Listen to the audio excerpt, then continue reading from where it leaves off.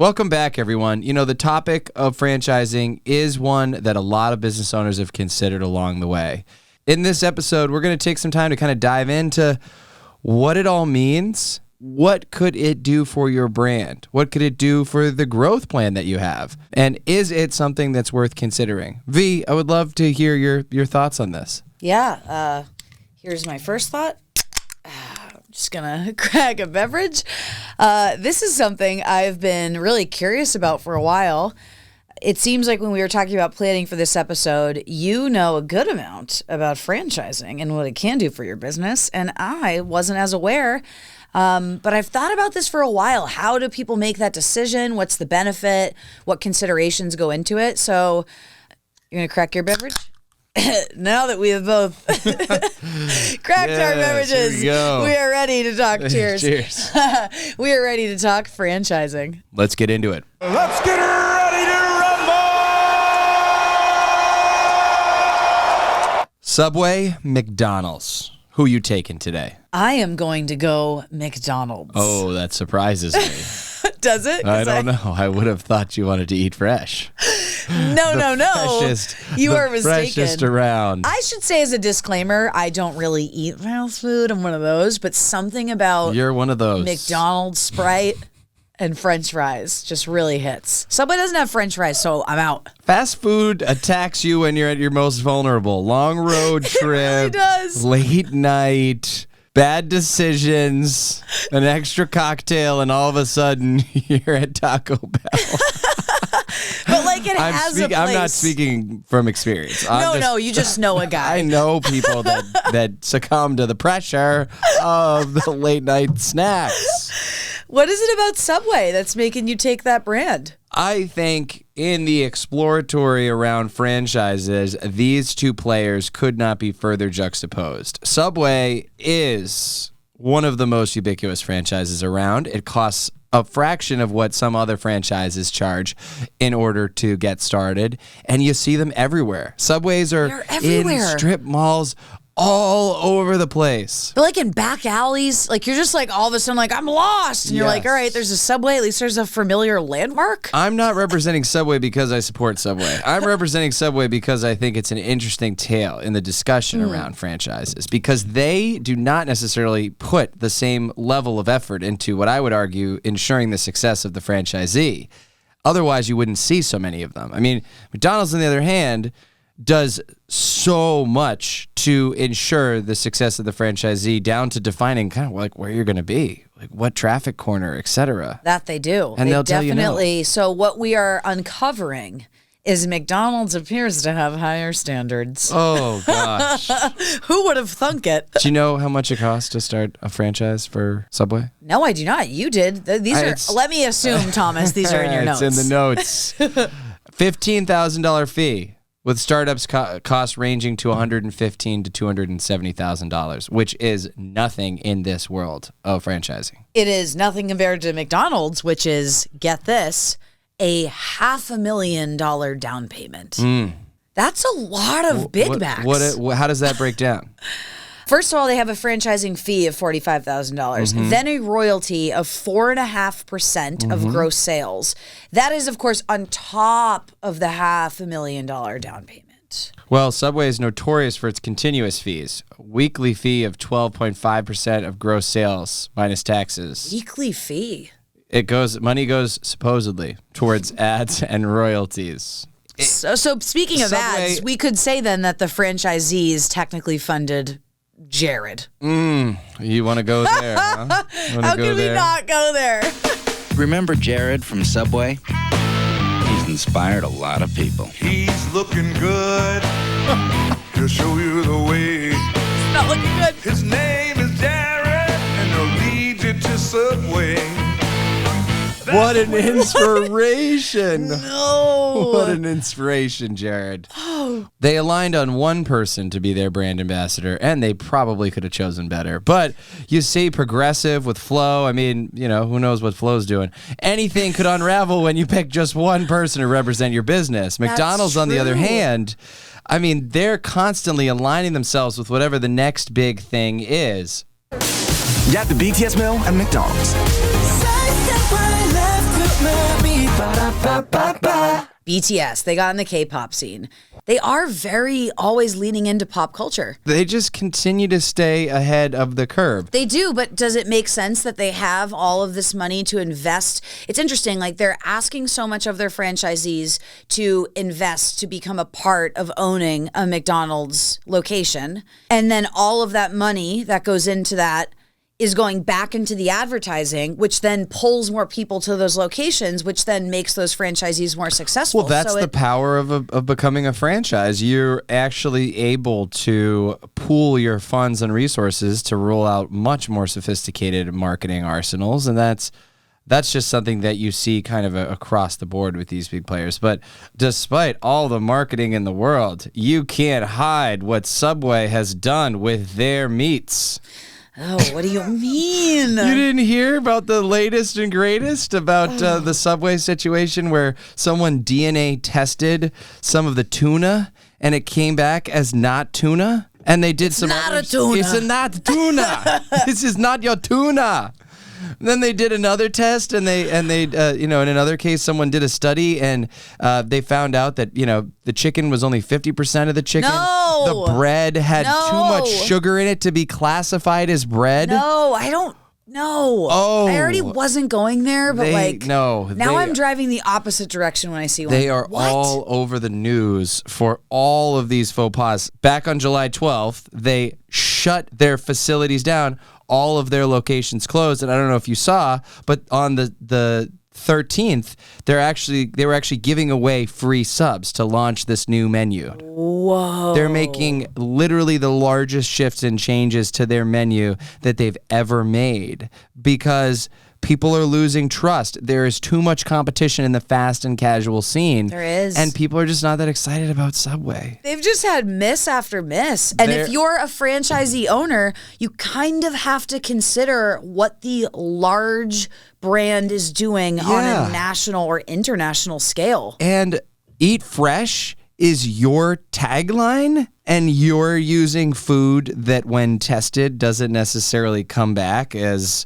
correct. This is the campaign that they just rolled out. Eat Fresh Reloaded or something like that. It's like you can't reload the freshness. Yeah. The freshness is an expiring The fresh was commodity. a lie. You can't be like, it's Eat Fresh, we're back. It's like, you were never here. No, I mean, the freshness, you can't reload freshness. You don't get it. And that's why your food sucks. Tell me more about McDonald's. What do you got going on over there? Oh, gosh. McDonald's has a lot going on. A lot of their success is adapting to what their customer wants. They change a lot. They change their marketing. They're announcing new things. They're taking things off the menu. They launched the McRib. They get rid of the McRib. Yeah, the McRib is back. It's like they're creating their own PR whirlwind, which is really fascinating. They've definitely also had some on a large scale brand faux pas that could have affected franchisee owners, one of which being the minimum wage increase issue that was happening, where McDonald's actually recently announced a 10% salary increase for their U.S. workers. That obviously affects franchisees. If there's this national story about a McDonald's pays their employees like crap, that's going to affect all the smaller markets who are actively trying to find talent to work at McDonald's. And I think just bridging on that, you're talking about all this talent work that they do to cultivate this, the trainings, etc. On the other hand, becoming a Subway franchisee is easy, requires little to no prior management experience, but does require a 2-week training course to be completed. So within 2 weeks, you will know everything you need to know about running a business. And guess what? The number of Subway franchises is on the decline. Ultimately, I think the big challenge that Subway is facing here more than anything is stale marketing. They're sort of stuck in time. Other chains beyond just McDonald's, like think about Arby's. We have the meats and all the changes that they've made to their menu to sort of stay relevant. Subway's still pumping out ads. They're really just not necessarily making anything happen. And with Tunagate and Jared and his scandal, I mean, let's just say they have a pretty damaged brand reputation. They do. And McDonald's definitely has some solid marketing. One other brand that I'd love to talk about, and I know it's a little controversial, Chick-fil-A. I knew you were going to say it. Have you been to Chick-fil-A? I've not been to Chick-fil-A at a principal. I understand. Why don't we talk about the controversy? Air it out. Get it out there. Chick-fil-A has a history of continuing to bankroll anti-gay groups like the Fellowship of Christian Athletes. I know not everyone agrees. I am very pro-LGBT community, as are a lot of people, and people can separate the chicken from the people, just like people can separate the musical artist from some weird shit that they did. People, I'm sure, can separate the Subway sandwich from Jared. That took a lot of undoing. For me personally, just given their history of backing these anti-LGBTQ charities, I just don't feel as comfortable giving them my money because I feel like I'm giving them that money to turn around and continue to perpetuate something that I don't agree with. Lots of customers. But they're decisions. beloved. They are beloved. But I was going to say lots of customers now are making decisions around these brand values. Mm-hmm. And I think that is an interesting and positive development. Now that I've gotten that off my chest, that fucking chicken is so good. It's really delicious. I know. I talked to so many people. They're like, I'm so sorry to all the gays that I love, but the chicken's so good. I know. I will not condemn anyone. I'm not going to judge you. It's terrible that they've made us have to have But this you know what? conversation. It's like voting. Like that's your dollar. You earned your money. I don't where like to you think want about to it spend like that vote. But when you want to spend it is not my concern. That is your privilege to do with your money what you please. I'm not going to judge anybody. Just for me personally, I'm not going to go. Well, but I'll go for research. I think you have to go for research, even if you sit in the car and don't watch order you anything. eat it, which is weird. Here's the deal. If you go and you experience what they have done from a soup to nuts, start to finish, order, purchase, delivery, it is unrivaled. The way that they manage their drive-through, the way that they usher people through, the checks and balances that are there. When they open up a new Chick-fil-A, they fly people in, other brand ambassadors, to showcase the experience that they aim to set. They are unbelievably friendly,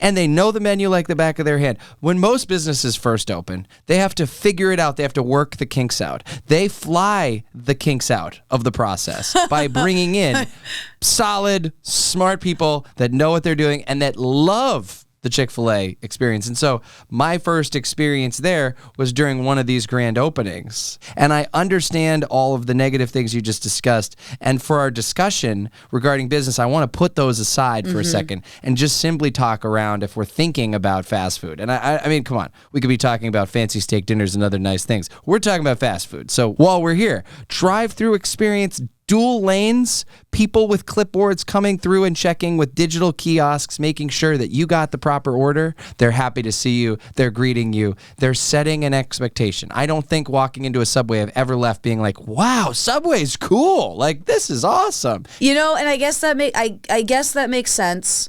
Why people would want to franchise a Chick-fil-A establishment. And Chick-fil-A is growing market share because people love the food, and the food is so good that people are willing to balance out all of the negative press that they're getting. Yes, and they actually do not call their franchisees, which I also just will say off topic. Not a fan of that word. Weird. They call theirs operators. Operators, however, do not own or receive equity technically in these businesses. The company actually picks the location and actually owns the restaurant. They can't sell them. They can't pass them on to the next generation. They can open multiple ones. Not a lot of growth there if you're considering franchising it. But, I mean, these locations do really, really well. So I don't think... I know how much traffic that causes 3 in my losing town, Subways you could trade for 1 successful Chick-fil-A. I don't know. We'd have to do the numbers. Chick-fil-A only requires $10,000 as a fee from franchisees. Wow. AKA operators. They only open about 75 to 80 new franchises a year, despite being well over 20,000 applications a year because the company wants operators to be all in on their business with no interest in opening other restaurants. There it is. So, and I guess that comes back to the quality, the customer experience, everything else. Like, they have decided these things. I'm sure in the evolution, I mean, they didn't wake up one day and have all these rules. They were like, okay, well, maybe we're finding that this franchisee isn't working out well. Oh, that's because they also are busy doing 5 other businesses. Okay, then great. We need to write that in that's not going to be a thing. And, we need to realize we want further control over these things. And now for something completely different. So any business, any brand can take a page out of a franchise's book. And there's a lot of learnings here. The brands that go through the transition into a franchise are required to come up with all sorts of policies, procedure manuals, this FDD, franchise disclosure document that lists all sorts of good information around what you should expect from the business, how much you will earn, all the startup capital that's required, breakdowns on all sorts of things, these huge, thick documents. And then every franchisee that's buying into that business is buying in to that Bible of information. And not every brand has a Bible sitting back on the shelf with all of the information around best practices. All of us can do a better job with our documentation. And so I think first one in terms of work would be think like a franchise. Even if you're not planning on franchising, documentation is critical for every business, and that's what makes your business valuable. And honestly, at the end of the day, it's people wanting to invest in learning your delivery model. If you think you have a great approach to how you do business, that should be documented. If you want to scale and grow your bottom line and win in business, borrow a page from the franchises. Second, consider your growth plan and exit strategy. Are you where you want to be? Have you ever considered what it might mean for your business and your ability to scale, your ability to take on capital and new partnerships? If you have a great cash flow business, it's worth considering. You might be getting old. You might be getting near retirement. You might be saying, what's next for me? You may want to retire early. Who knows? Sit on a beach. I love it. Next, make your marketing pop. Businesses that become franchises become marketing machines. They get all of these other business units providing capital towards that. They work hard to make every customer interaction consistent from one location to another, from one website visit to a social page. They leverage their brand mark and their external persona so that it stands out. Last, they say location, location, location. If you're about to open another location for your business, consider investing in getting the best possible data to back that decision. If you can't afford to do that, use the competitive landscape. Every industry has a McDonald's that's investing in good data. So if you had to take one thing away from the show today, I think it's that Veronica's probably not going to take my invite to come to ChickfilA for a tasty chicken sandwich. And it's that Thomas will take your invite to go to Subway no matter what. Eat frozen, baby. And with that, we're out, folks. Hi, how are you today? Good, how are you? Good. How can I serve you today? I'm going to do a spicy deluxe. All right. Anything else? Oh, can I make sure I get Chick-fil-A sauce on mine as well? Hey, how you doing? Yes, Thomas. Thank you very much. Fuck yeah! Let's go! All right, Veronica, you lost this one. Thanks so much for listening to Brand to Brand. If you like what you heard, hit the subscribe button, leave us a review, and don't keep us a secret. Tell your friends.